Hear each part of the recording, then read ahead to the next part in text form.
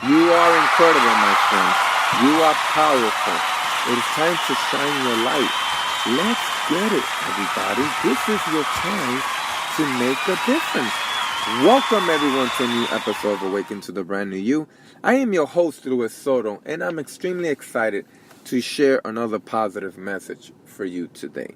Today, we're going to go deep into the topic of habits, the power of habits. The Power of Habit is a book that was written by Charles Duhigg. He is a nonfiction author, New York Times reporter, and researcher. And he wrote this book because he wanted to discover why people do the things that they do in their life, in their business. So this book really breaks down the construction. It breaks down the mechanism of what habits are, how they're formed, how can we break them down and then put in new habits, and where do habits originate from. So with that said, here's what I want you to know. Your habits are formed in the basal ganglia. The basal ganglia is the upper portion of the midbrain. It's responsible for voluntary motor movements, routine behavior, emotions, and creating habits. So our habits are stored right there. Now, there's what they call a habit loop. A habit loop is a neurological pattern that governs any habit. So, have you noticed that you might get in the car and let's say that you were planning to go to the gym and instead you find yourself driving to the supermarket. Now, that right there is what you call a habit loop, right? It is habitual. The mind doesn't even think about it. The body already knows what it's doing, right? And it just takes over without our awareness. So one of the things that I want you to keep in mind is that even when you learn new information, you still have to practice self-awareness. And self-awareness is catching yourself in the act of you doing something destructive.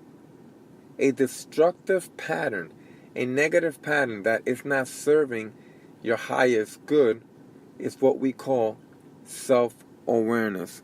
So just keep that in mind. Now, here's what I want you to understand.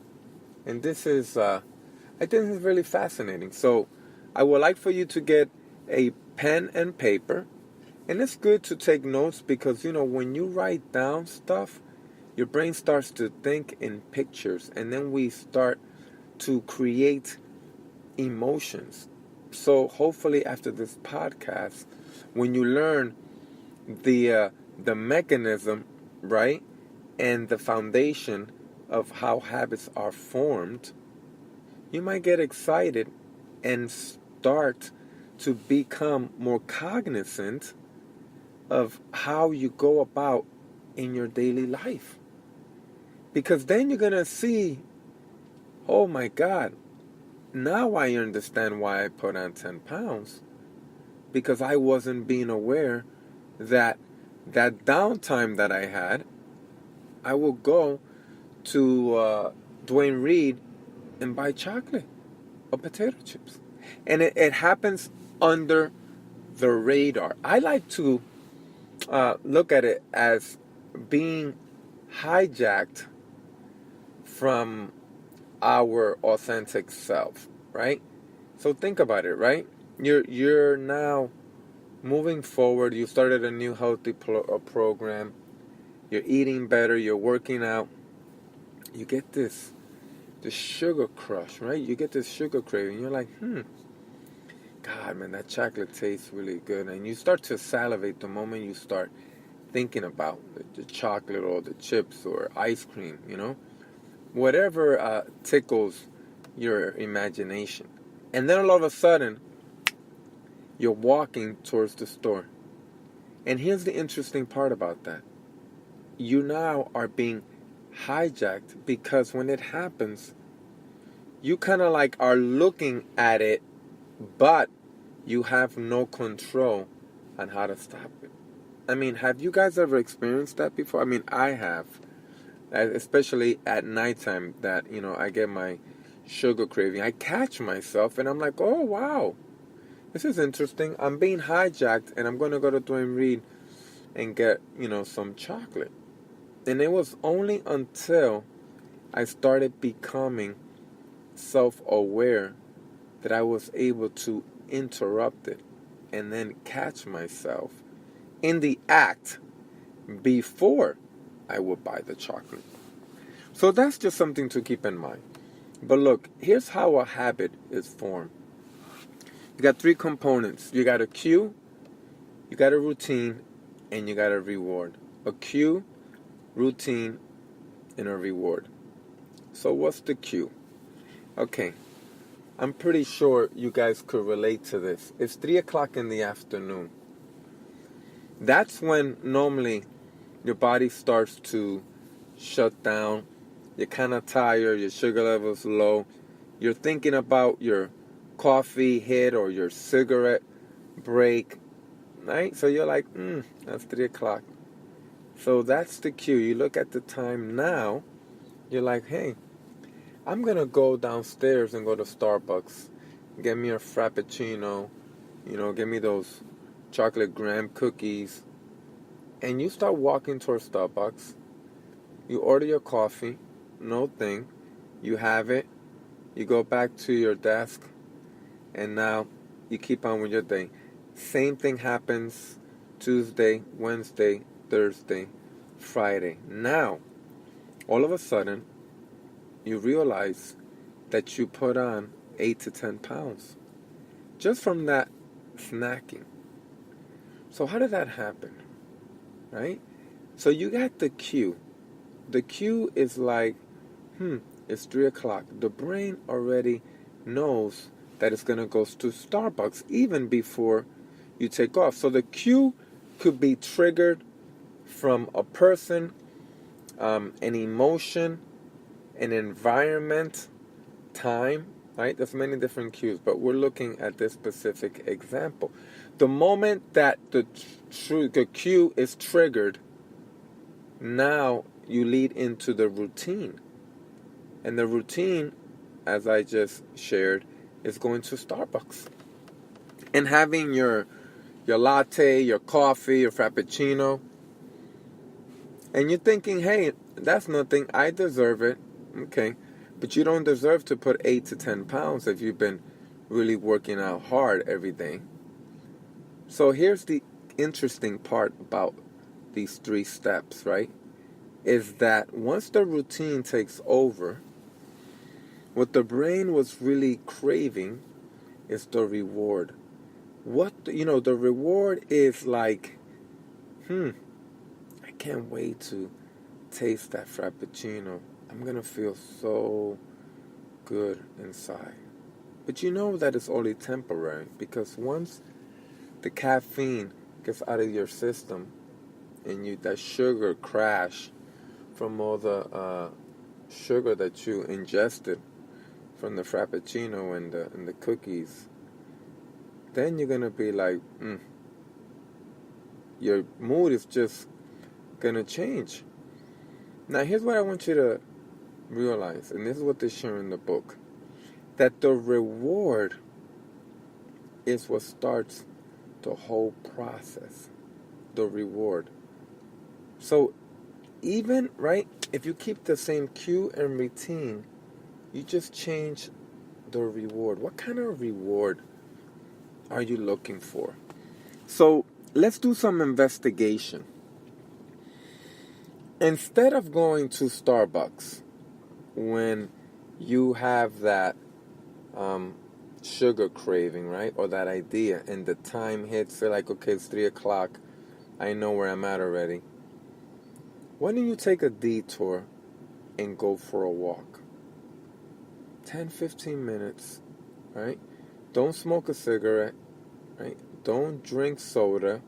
Just go for a walk. Collect your thoughts, right? Just move your body, right? Because the energy has to be moved, and emotions are energy in motion. So you go for a walk. The next day, same thing happens. Time, instead of going to Starbucks, let's say that you decide to engage in conversation with someone at your work. Do that for 10-15 minutes. Go back to your desk. Now here's the interesting thing about it. This example that I just shared was done by Charles Duhigg, the author. And he was putting on weight by eating a cookie every day, by going to the cafeteria.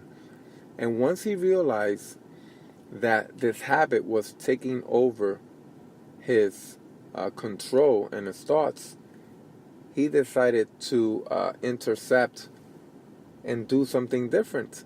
And what he realized in that experiment is that he wasn't really craving something sweet. He was craving social interaction. Social interaction. You know, sometimes when we get hungry, we want to just stuff our food, right? We want to put food down our throats and just kind of like numb that downtime. But if we would just drink a glass of water and give it 15 to 20 minutes, you will realize that the hunger will go away. So now, this is your habit. You've been trying to go to the gym. And you say you're going to make a commitment and do it in the morning. Your alarm goes off. First thing you do, you hit the snooze. That's the cue, the alarm. What is the routine? I'm going to hit the snooze, and I'm going to turn to the other side, and I'm going to go to sleep even more. I'm going to sleep another 10, 15, 20, 30 minutes. You now put into the routine. Now, what is the reward on an unconscious level that you think you are granting yourself? The reward of, I deserve more rest because I worked overtime yesterday. I deserve more rest because I've been working 7 days a week. I deserve the rest because I've been, working on. My body needs time to recover.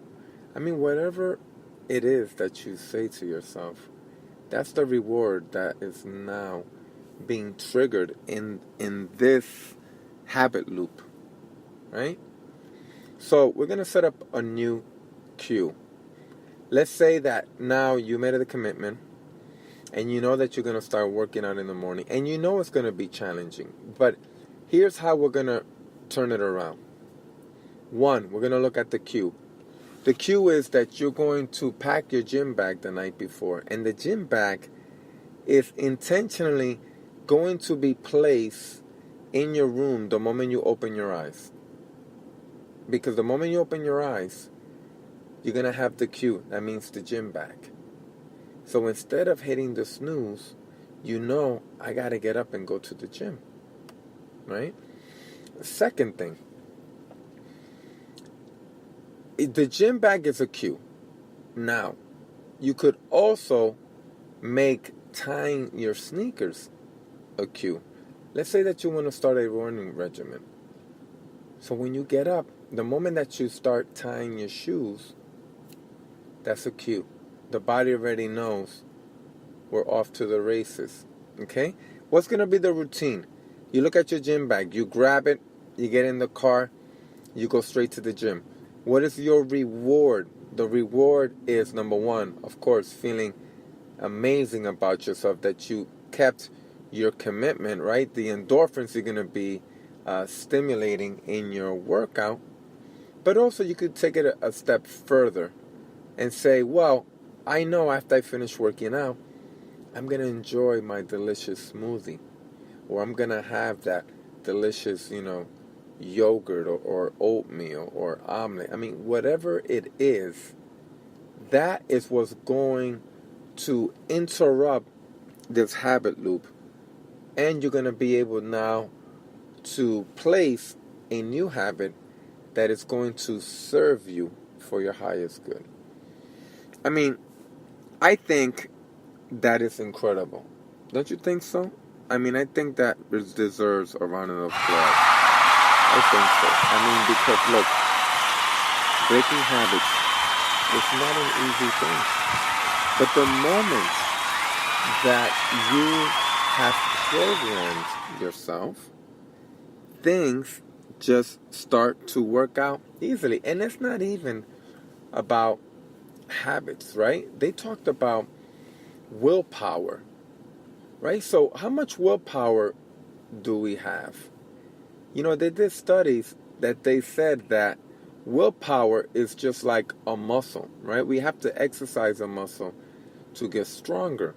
But what they notice is that the willpower starts to weaken as the day progresses. That means that whatever it is that you need to get accomplished. So let's say that you want to start writing your own story, right? You want to start writing a book. So you know that you got to get up in the morning earlier than what you normally do before you go to work. So you got to give yourself that extra hour to start writing. Or even if you want to start just to work out in the morning, right? You could do it in the apartment or go to the gym. Okay. Now, you got the willpower. It's early.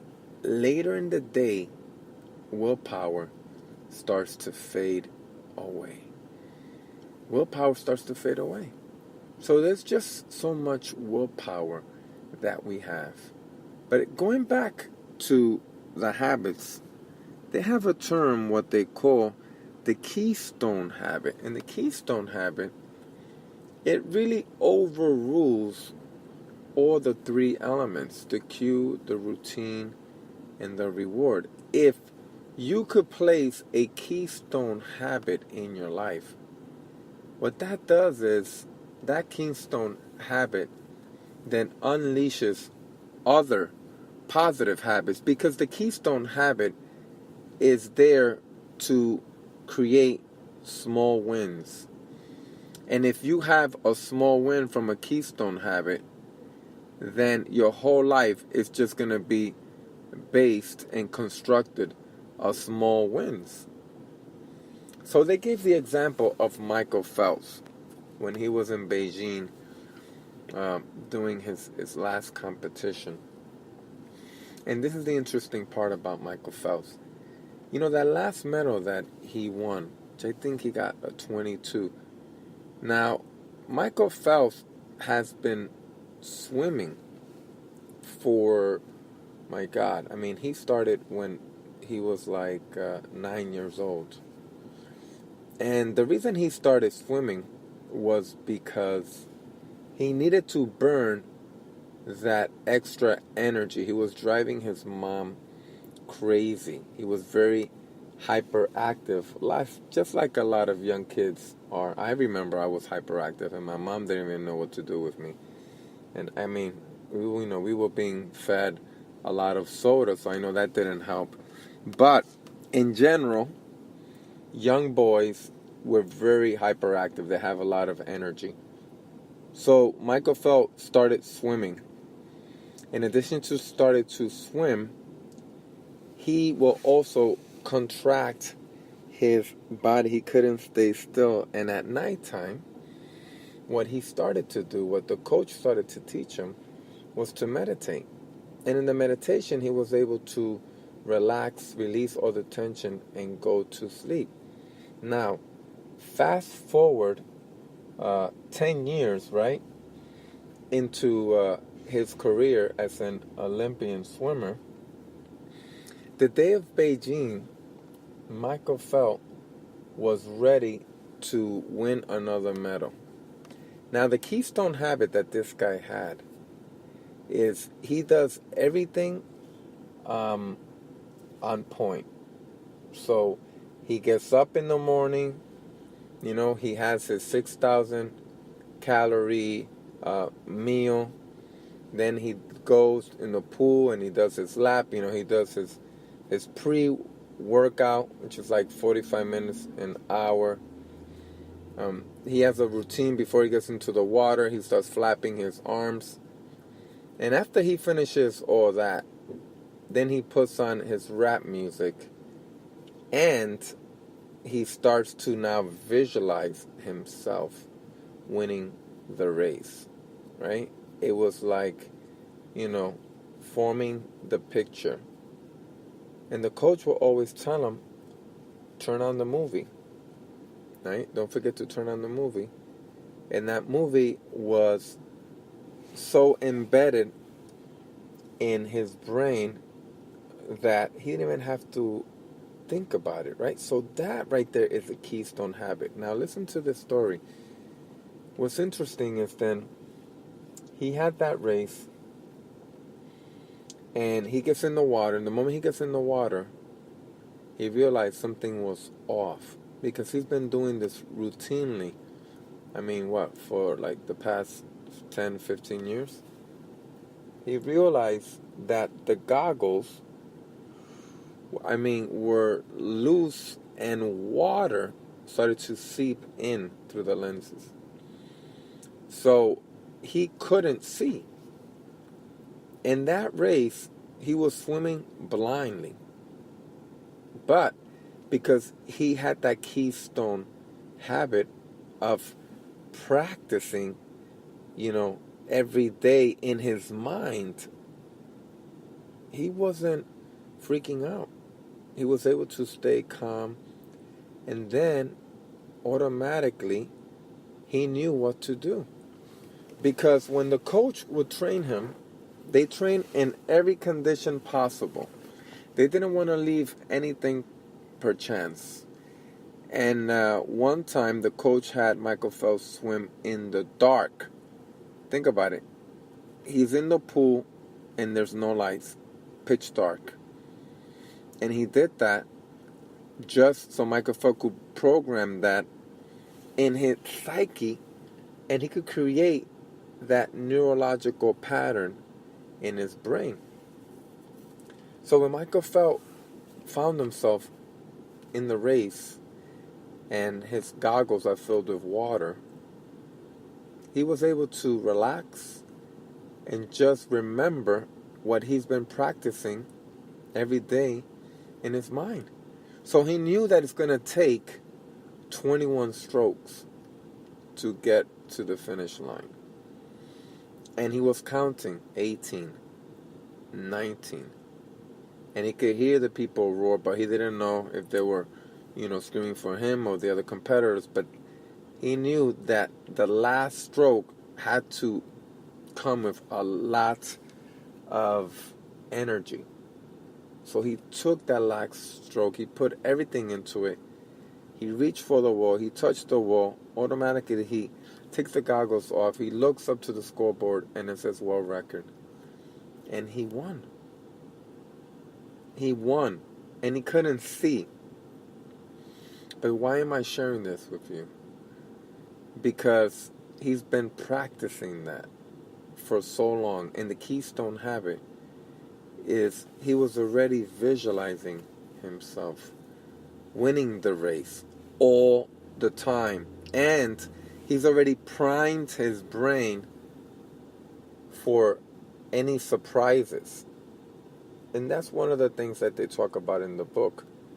That if you start thinking ahead of time to what might happen, then you start to eliminate any possible distraction or obstacle that comes your way. But the keystone habit is that he would visualize.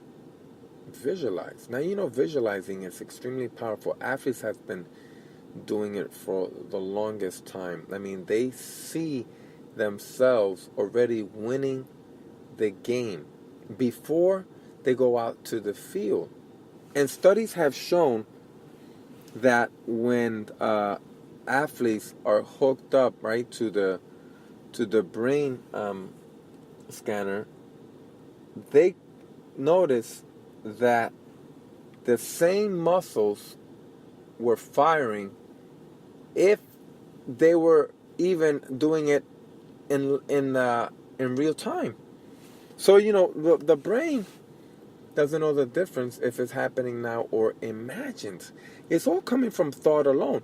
But the interesting part about it is that the body didn't know. So the body is engaged in the activity.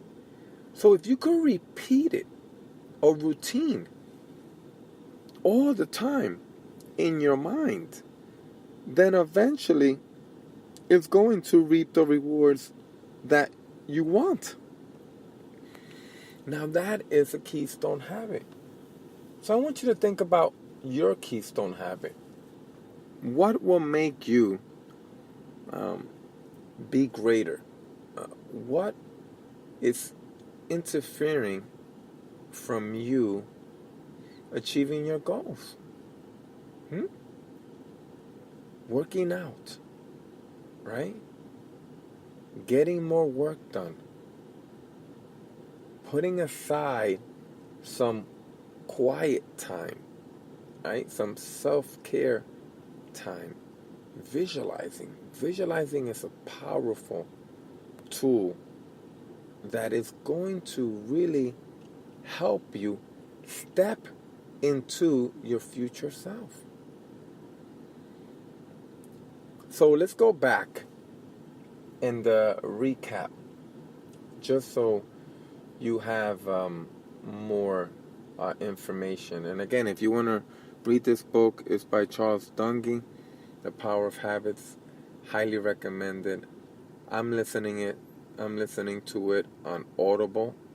So anytime that I'm driving or I'm taking the bus, I'm always getting my reading done, whether it's reading the book or listening to a book. But remember, the habit is created at the basal ganglia. It's located in the upper portion of the midbrain. It's responsible for creating habits, emotions, and voluntary motor movements. Remember, there's a habit loop that is created in the basal ganglia, and that habit loop is a neurological pattern that governs all the habits. And a habit is constructed of three things: a cue, a routine, and a reward. Once you change the reward, then play around with the cue and the routine. So I want you to look at all your habits. Do you have a habit of smoking? And you've been saying to yourself, it's time for me to stop. And let's say that you've been smoking. Let's say you smoke a pack a day. But you set an intention that you don't want to smoke anymore because you know it's not good for you. Now, the habit, right, that's already formed is your cue. So think about the cue of you smoking a cigarette. If you see the cigarette laying by your desk, if it's in your room or at your office, that's going to trigger the routine to light up. And then the reward is what? The reward is kind of like desensitizing yourself from any stress that you're experiencing in your life, right? Just numbing the pain and the discomfort of not really being present to what's happening. Okay, so how do we change that negative habit? Of course, if you see the cigarette, it's going to trigger you to smoke. But why are you smoking? Like, that is the question you got to ask yourself first. Like, why are you doing the things that you do? So again, we come back to self-awareness. We need to be investigators. And, we have to take time out of our crazy, busy lives and make this a priority. Because that's the only way that we're going to change and be a better person. That's the only way. So it's asking yourself that serious question: why do I need to smoke? It's not because it feels good, or maybe you like that hit of nicotine in your bloodstream, right? It's more than that. But if you could replace that cue with something that is going to be more beneficial for your health in your life, then the reward would be completely different. The reward could be, well, I know that I smoke because I just want to take a time out from life. Life is too crazy. I'm overwhelmed. The kids are driving me crazy. I'm not happy in this relationship. These people get on my nerves, right? We all have a litany of problems. But what is the real story here? What is it? Because if you want to numb yourself from not being present to what is happening, and on top of that, going back to the law of attraction, like I shared in earlier podcasts, we are the creators and we attract the people, the situation, and the circumstances in our world.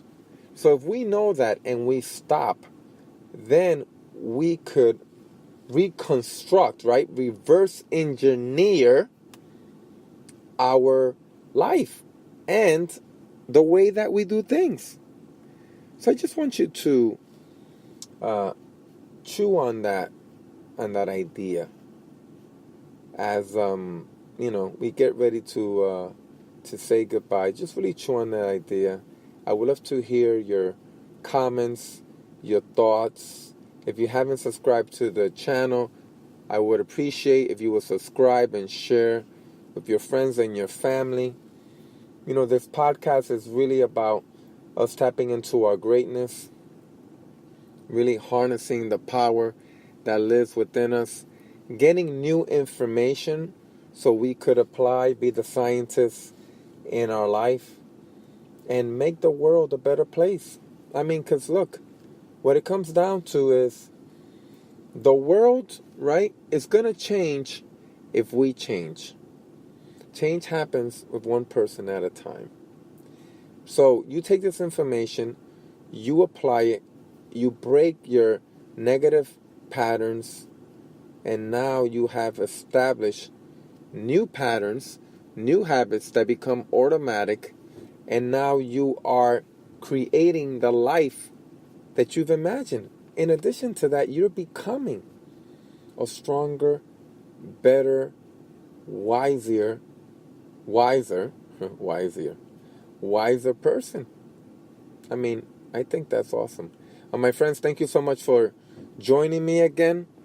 This has been Luis Soto. You have listened to a new episode of Awaken to the Brand New You, the path to reinventing oneself. And I would really highly recommend to get the book, ebook, or listen to it audible, The Power of Habits.